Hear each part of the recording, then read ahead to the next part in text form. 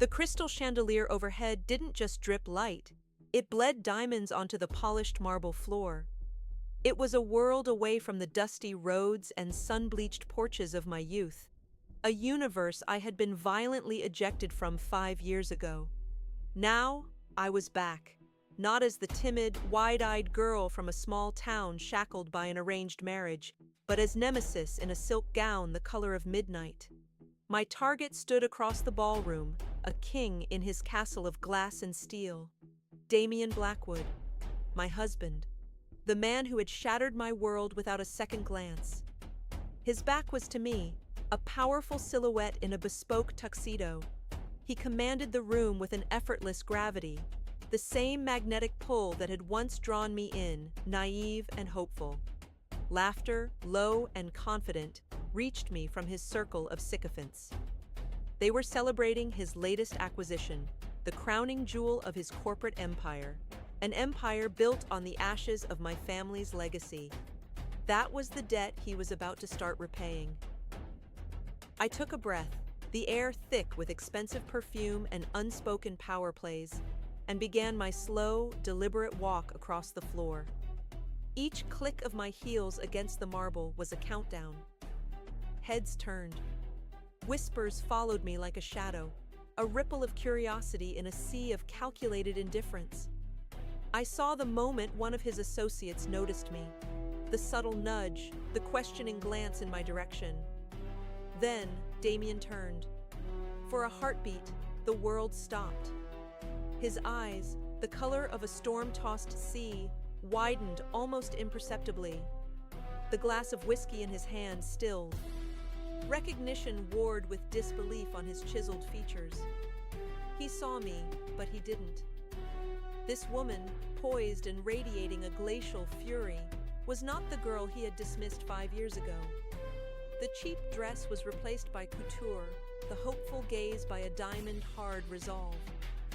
I stopped a few feet from him, letting the silence stretch, letting the eyes of the city's elite fall upon us. I gave him a smile that didn't reach my eyes, a chilling curve of my lips. "You don't remember me, do you?" I asked, my voice a silken thread of ice that cut through the warmth of the room. His jaw tightened. The name was on his lips, a ghost he couldn't speak. "Ilara," he finally breathed, the single word a confession of a memory he had tried to bury. "Surprised?" I purred, taking another step closer, invading his personal space, forcing him to look at me, to truly see the woman I had become. "They say revenge is a dish best served cold. I prefer to serve it on a platter of public ruin." His eyes narrowed, the initial shock replaced by a dangerous glint. "What is this?" he demanded, his voice a low growl meant only for me. "What game are you playing?" "This isn't a game, Damian," I whispered, my gaze flicking to the powerful men and women surrounding him, all watching this unexpected drama unfold. "It's a reckoning." I leaned in, my lips almost brushing his ear. "By midnight, the Blackwood Empire will have a crack in its foundation. By the end of the month, I will watch it crumble. And you will know what it feels like to lose everything." I pulled back, my expression an unreadable mask. Before he could respond, before the possessive fury I saw brewing in his eyes could erupt, I turned and walked away, leaving him standing amidst the ruins of his perfect evening. I could feel his gaze burning into my back, a physical force that promised a confrontation. He wouldn't let this go. I was counting on it. The first part of my plan was already in motion. A single encrypted email sent moments before my arrival had just triggered a cascade of events that would throw his new acquisition into chaos. The market would be spooked by morning. The sharks in this very room would smell blood in the water. His blood. I didn't make it to the grand staircase. A hand like a steel band clamped around my arm, spinning me around. It was him. The polite facade was gone, replaced by a raw, predatory intensity. He dragged me through a side door and into a deserted corridor, The sound of the party instantly muted. He slammed the door shut and pinned me against the wall, his body caging me in. The proximity was dizzying. The familiar scent of him, sandalwood and a cold, clean rain, assaulting my senses, threatening to drag me back to a time when that scent meant safety. "What did you do?" he snarled, his face inches from mine. His grip on my arms wasn't painful, but it was absolute, a claim. "I simply corrected a market oversight," I said, my voice betraying a slight tremor that infuriated me. I would not show him weakness. "Your latest venture was built on a lie. I just shed a little light on it. You think you can just walk in here and destroy me?" The disbelief in his voice was laced with something else, something I couldn't name. It sounded almost like hurt. "Destroy you?" I laughed, a brittle, sharp sound. "No, Damien, I'm going to dismantle you, piece by piece. You'll be conscious for every second of it. It's what you deserve." His stormy eyes searched my face, looking for a crack, for the girl he once knew. "This is about what happened 5 years ago, isn't it? You left. You took the money and you vanished." The old wound ripped open, raw and bleeding. "The money? That generous severance your mother offered me to disappear? You think this is about money?" I shoved against his chest, a futile gesture against his strength. "You have no idea what you took from me." "Then tell me," he roared, his control snapping. His hands moved from my arms to grip the wall on either side of my head, his body pressing closer still. "Tell me why you've come back like this. A ghost bent on vengeance." My heart hammered against my ribs, a frantic bird trapped in a cage. The plan was clear, my path was set, but this close to him, the lines were blurring. The raw emotion in his eyes was a dangerous current, threatening to pull me under. I had to remember the goal. I had to remember the pain. "Because you're mine now," I whispered, twisting his possessive words from another lifetime, another world, back at him like a knife. "And I'll never let you go, until you have nothing left." His breath hitched. For a moment, the fury in his eyes was eclipsed by a flash of desperate, consuming longing. He leaned in, his forehead resting against mine, and for a terrifying second, I thought he was going to kiss me. I could feel the heat of his body, the ragged edge of his breath, and my own treacherous desire to close the distance. This was the man who had ruined me, yet my body still remembered him, still craved him. And that was the most dangerous secret of all.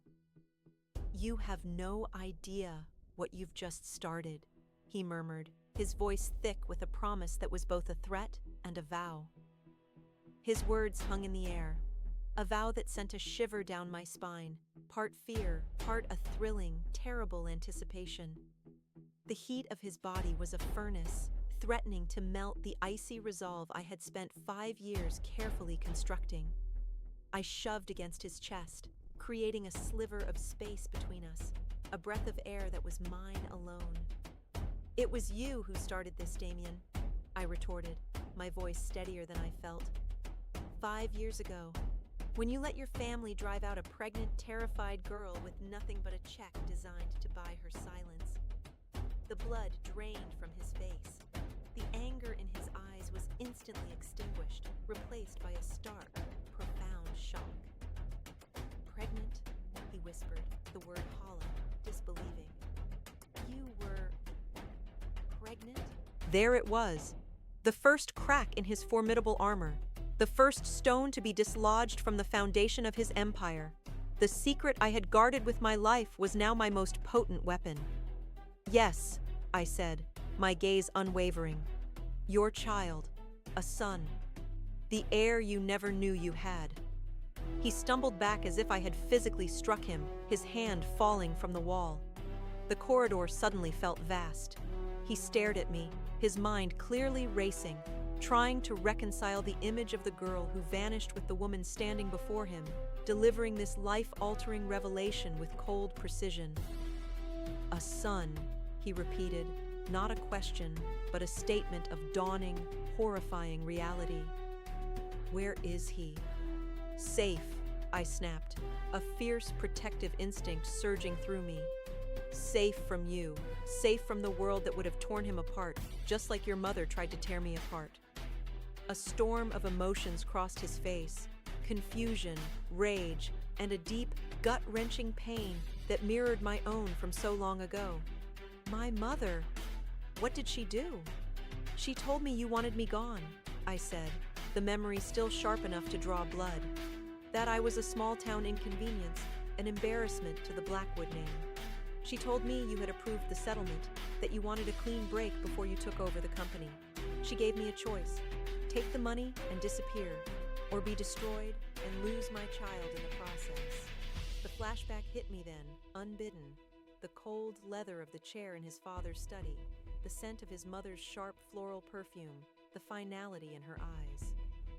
Damien has a legacy to build, she had said, her voice dripping with condescending pity. A legacy that doesn't include you or your unfortunate baggage.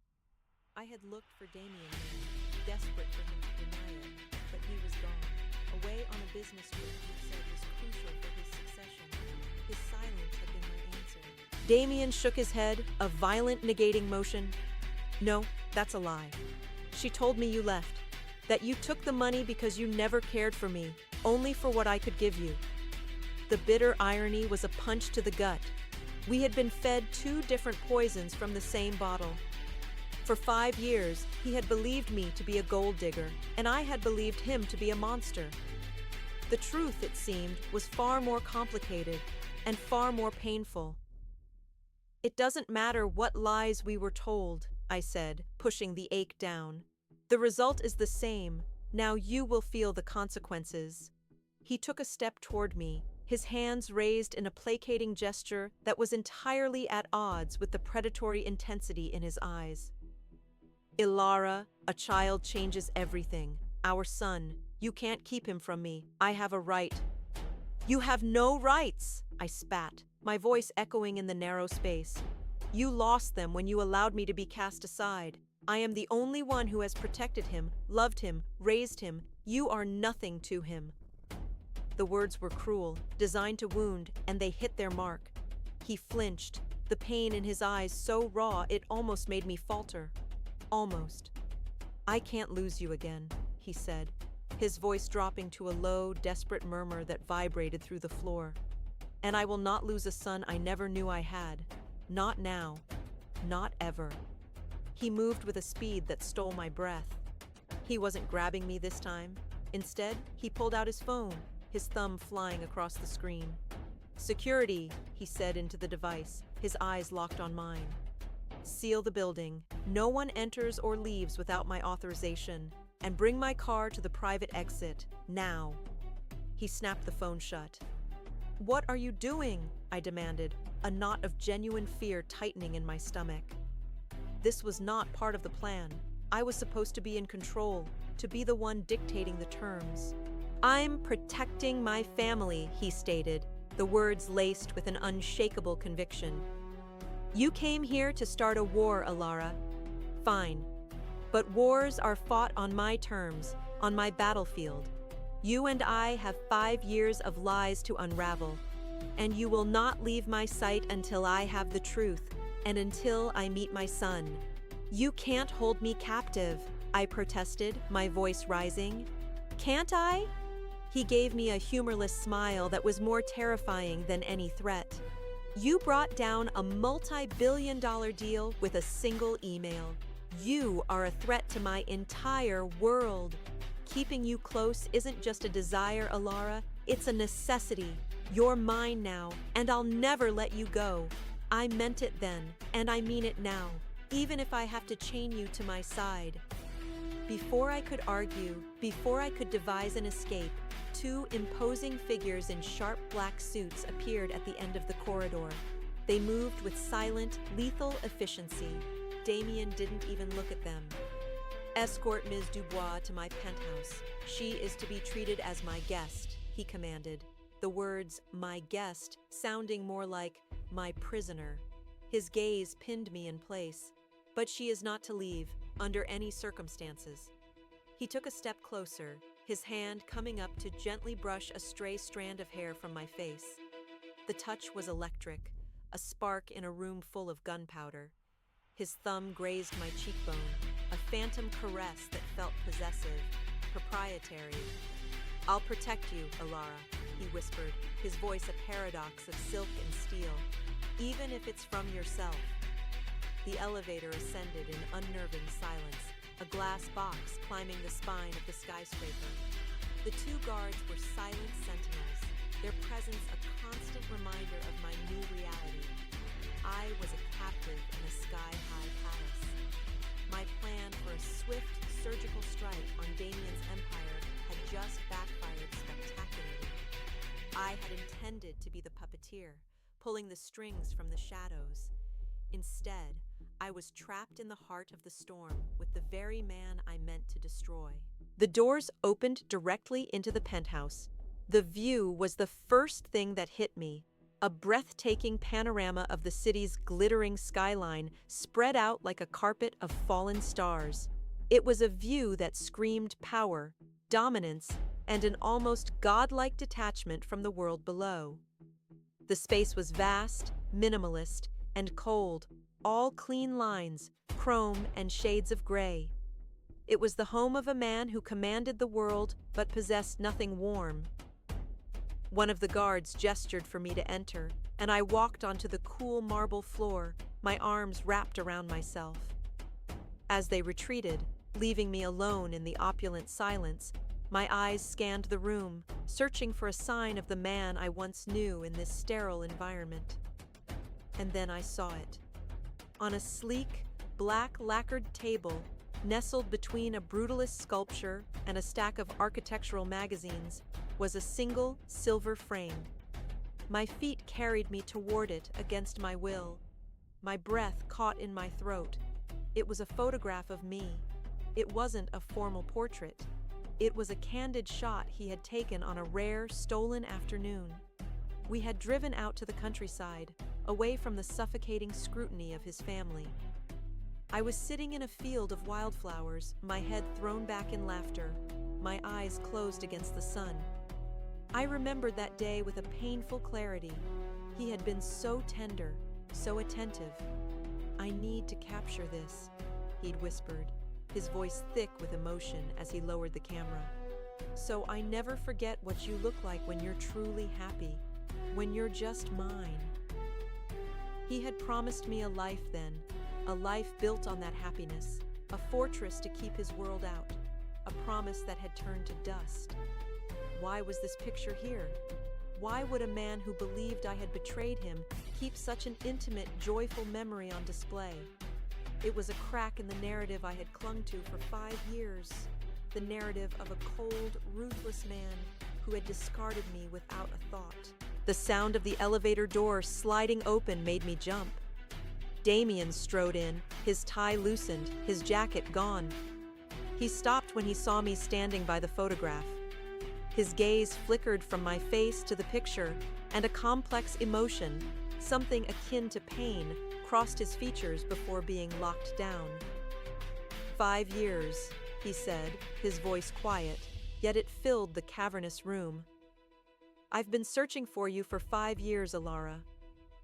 I turned to face him, my hand clenching at my side. "You weren't meant to find me. Your mother's people were very clear about the terms of my disappearance." "My mother," he said, the words laced with a venom that startled me. "We will deal with her. Right now, this is about you, me, and the son you've kept hidden from me." He closed the distance between us until he was standing just a few feet away. The air crackled with unspoken history. "Tell me his name." It was a demand, but his eyes were pleading.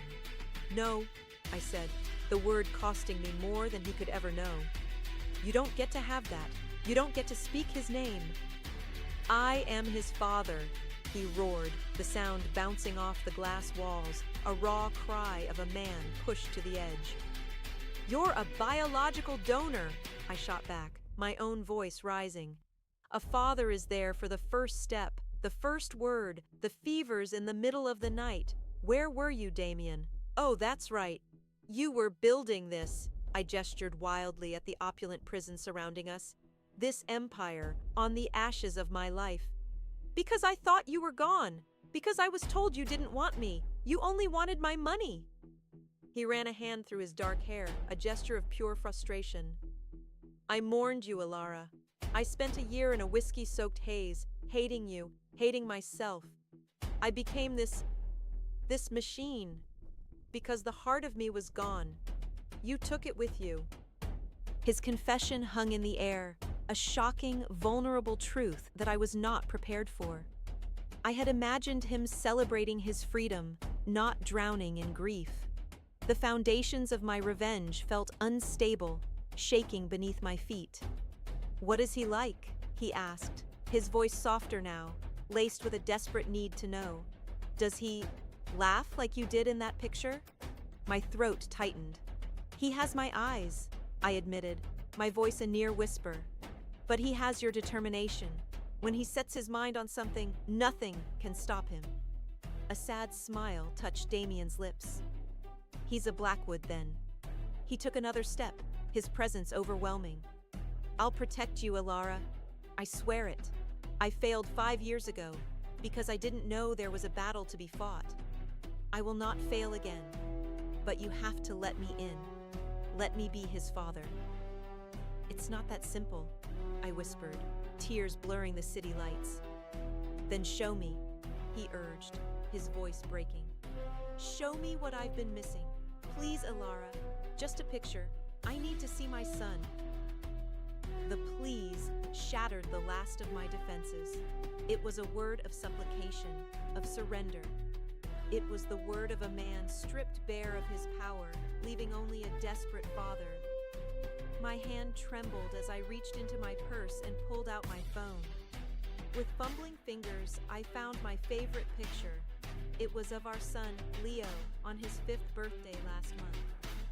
He was on a swing, soaring towards the sky, his face alight with a joy so pure it was blinding. He had my bright, hopeful eyes, but his jaw was set with a familiar stubbornness, and his dark hair was a mirror of the man standing before me. I held the phone out to him, out to... Damien took it from my hand, his own unsteady. He stared at the screen, and the world seemed to fall away. His breath hitched. He made no sound, but I saw the tremor that ran through his powerful frame. I saw the way his thumb gently, reverently, stroked the edge of the screen, careful not to smudge the image of the boy's face. A single tear escaped his tightly controlled facade and traced a path down his cheek. The silence was profound, broken only by our breathing. He had built an empire, conquered boardrooms, and crushed his enemies, but this small, laughing boy on a phone screen had brought him to his knees. He looked up at me, his storm-gray eyes filled with a terrifying, absolute resolve. The grief had been replaced by a purpose so fierce it was primal. He handed the phone back to me, his touch lingering on my fingers for a searing moment. Leo, he said, testing the name on his tongue, claiming it as his own. His name is Leo. Yes, I breathed. He gave a sharp, decisive nod. I'm bringing him home, Alara, he declared, his voice no longer pleading, but filled with the unwavering certainty of a king issuing a decree. Here, to us, and no one, not my mother, not your plans for revenge, and not even you, will stand in my way. His decree hung in the air, absolute and terrifying. Bring him home? I echoed, my voice shaking with a mixture of rage and fear. You can't just snap your fingers and rearrange a child's life, Damien. He has a home, a life I built for him, brick by painful brick, far from the poison of your world.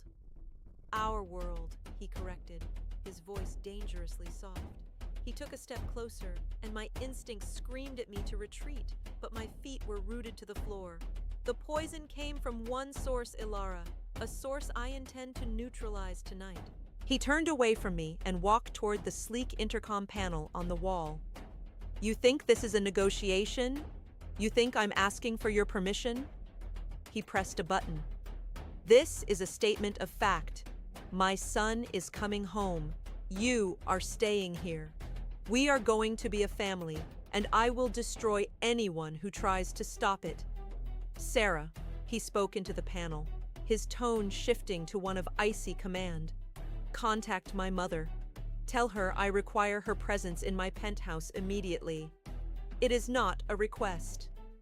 He released the button and turned back to me, his face a mask of cold fury.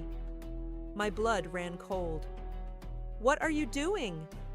You wanted a reckoning, he said, his eyes boring into mine. You're going to get one, but it won't be just for me. The lies started with her. They will end with her, tonight, face to face. The thought of seeing Elizabeth Blackwood again, the woman whose polite, venomous words had haunted my nightmares for years, made me feel physically ill. She was formidable, manipulative, and utterly ruthless. She had crushed me once before. I won't do it, I said, shaking my head. I won't be in the same room with her. You will, Damien stated, leaving no room for argument. You will stand beside me, and she will see the woman she failed to break. She will see the mother of her only grandson. She will answer for what she did to us. He gestured toward the picture of me, still sitting on the table. You weren't a chapter in my life, Elara. You were the whole story, and she ripped out the final pages. I'm going to make her write them back. The raw, aching sincerity in his voice chipped away at my anger, leaving a tender, vulnerable core. This wasn't just about a lost heir for him. It was about a lost life, a lost love, the same one I had mourned. While we waited, the silence in the penthouse was a living thing, pulsing with 5 years of unspoken words. I found myself drifting back to the photograph. I picked it up, my fingers tracing the outline of my own smiling face. A ghost from another life. I almost threw it away, Damien said from behind me. I hadn't heard him approach. 100 times. In the first year, I'd get drunk and stare at it, wanting to smash it to pieces, to erase you, but I couldn't. He was standing so close I could feel the heat radiating from his body. It was the last time I saw you truly happy. It was the only proof I had that what we felt, that any of it was real. It was real, I whispered, the admission a painful tear in the fabric of my revenge. For me, too. She didn't just take you from me, Elara, he murmured, his voice thick with a pain that mirrored my own. She stole my son. His phone buzzed on the counter, a harsh, intrusive sound. He ignored it. It buzzed again, insistent. With a low curse, he snatched it up. I saw his jaw tighten as he read the screen.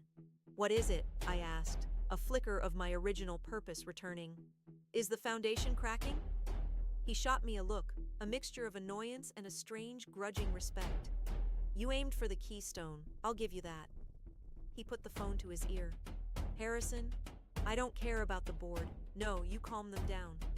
Liquidate the Henderson assets and initiate a buyback at market open. This is a temporary dip, and we're going to capitalize on it. Handle it. He ended the call without waiting for a reply, tossing the phone aside. He had just calmly managed a multi-billion-dollar crisis in under 30 seconds, his focus never truly leaving me. The sheer scale of his power was dizzying. You see? He said, stepping back into my personal space. Fires can be put out, but this... His gaze dropped to my lips, and the air grew heavy, charged with a current that had nothing to do with anger and everything to do with a desperate magnetic pull. This has been burning for 5 years. It's an inferno. My heart hammered against my ribs. I should have been afraid. I should have been fighting him, clawing for my freedom, for the safety of my son. But in that moment, all I could feel was the overwhelming, inevitable truth. I was drowning in him, and I wasn't even fighting the tide.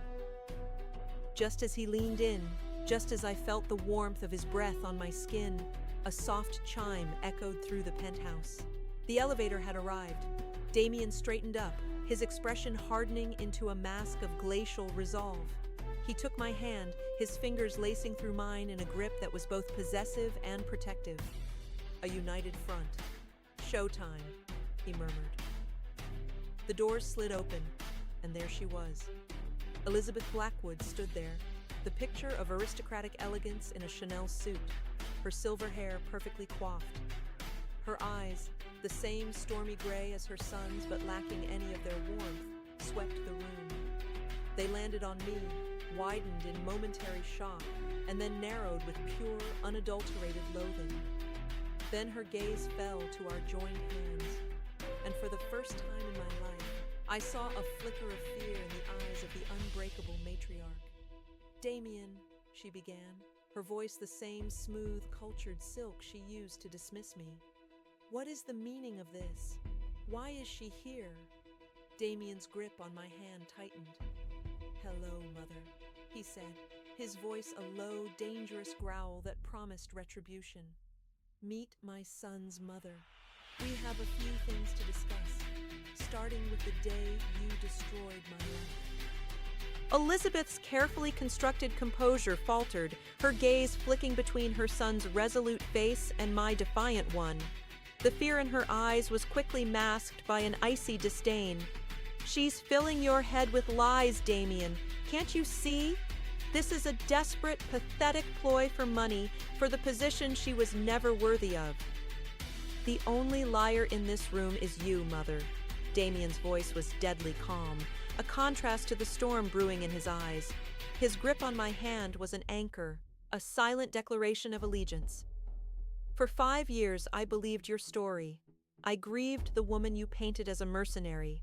I hardened my heart and built an empire on a foundation of your lies. But the foundation is cracked now, and the truth is pouring in. I did what I had to do to protect you," she insisted, taking a step into the room, her voice rising with a frantic edge. "To protect the Blackwood legacy from a small-town girl who would have dragged you and our name into the dirt." For 5 years I had dreamed of this moment, of confronting her. But I had always imagined myself screaming, crying, a mirror of the broken girl she had sent away. Now, looking at her, I felt a strange, cold calm. The fear was gone. I stepped forward, forcing Damien to release my hand, though I could still feel the phantom pressure of his grip. I would face her on my own. "You didn't protect anything," I said, my voice clear and steady. It didn't tremble. "You tried to destroy a life, 2 lives, but you failed. You thought you were burying me, but you didn't realize I was a seed." Her perfectly lipsticked mouth tightened into a sneer. "How dare you?" "I survived you," I continued, cutting her off, my voice gaining strength with every word. "I built a life from the ashes you left me in. I raised a son, a beautiful, brilliant, loving boy, and I did it without a single dollar of your blood money. He is my legacy, and he will never, ever be touched by the poison you call a family." "This child is yours," Damien said, the words striking his mother like a physical blow. He moved to stand beside me again, not holding my hand, but presenting a solid, unbreakable wall. "My son, your grandson, the heir you were so obsessed with protecting, and you will never meet him. You will never speak his name. You will have no part in his life." Elizabeth paled, the color draining from her face, leaving her looking fragile and old for the first time. "Damien, you can't mean that. He's a Blackwood." "No," Damien said, his voice laced with a finality that was absolute. "He's my son. He's Alara's son, and that is all that matters. As of this moment, you are no longer on the board of Blackwood Industries. Your access to the family accounts will be terminated by morning. You are out, Mother, of my business, of my life, and of my son's life." It was a corporate execution and a familial excommunication delivered in one swift, brutal stroke. This was the reckoning. Not the one I had planned, but a deeper, more profound one. It wasn't about a company. It was about a family, broken and now being forcefully remade. Elizabeth stared at her son, seeing not the boy she had molded, but a stranger, a king who had just banished her from his kingdom.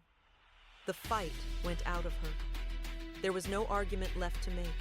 She had lost. Her mask of aristocratic grace shattered, revealing the bitter, defeated woman beneath. Without another word, she turned, her shoulders stiff, and walked back into the elevator. The doors slid shut, sealing her out of our lives forever.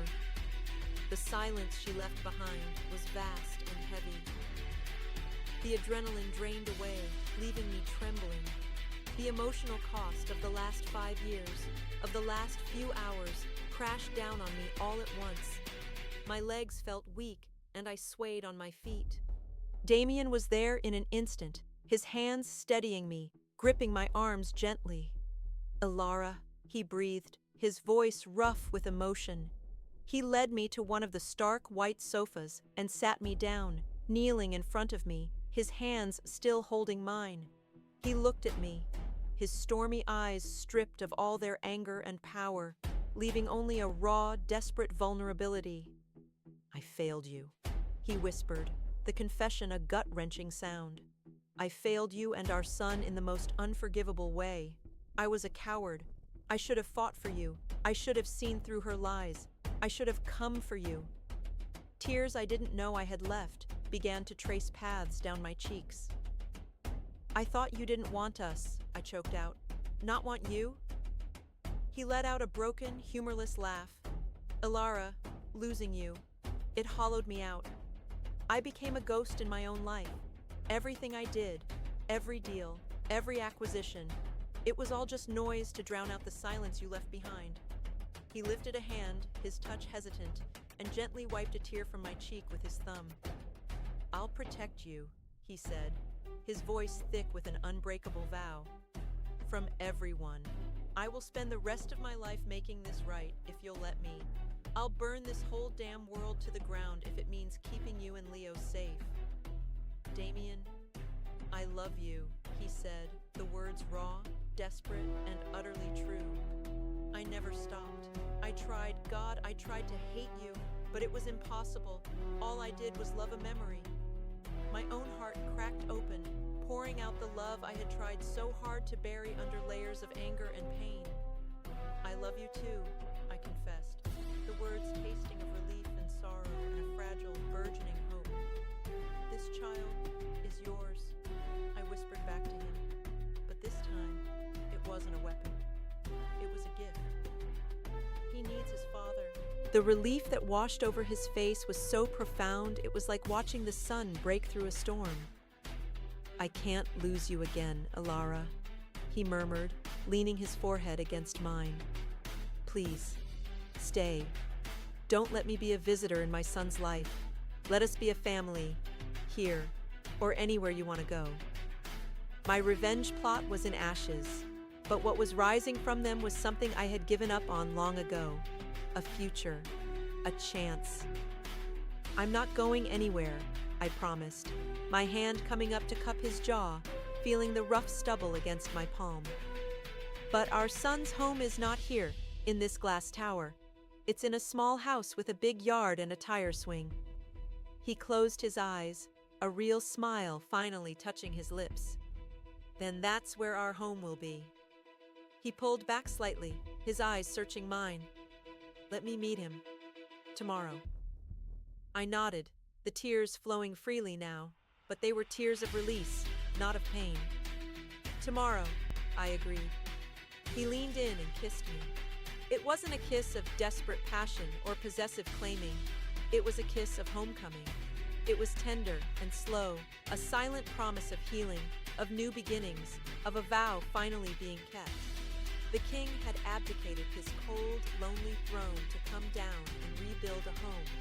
And I knew, with a certainty that settled deep in my soul, that our vengeance had given way to a redemption neither of us had known we were searching for.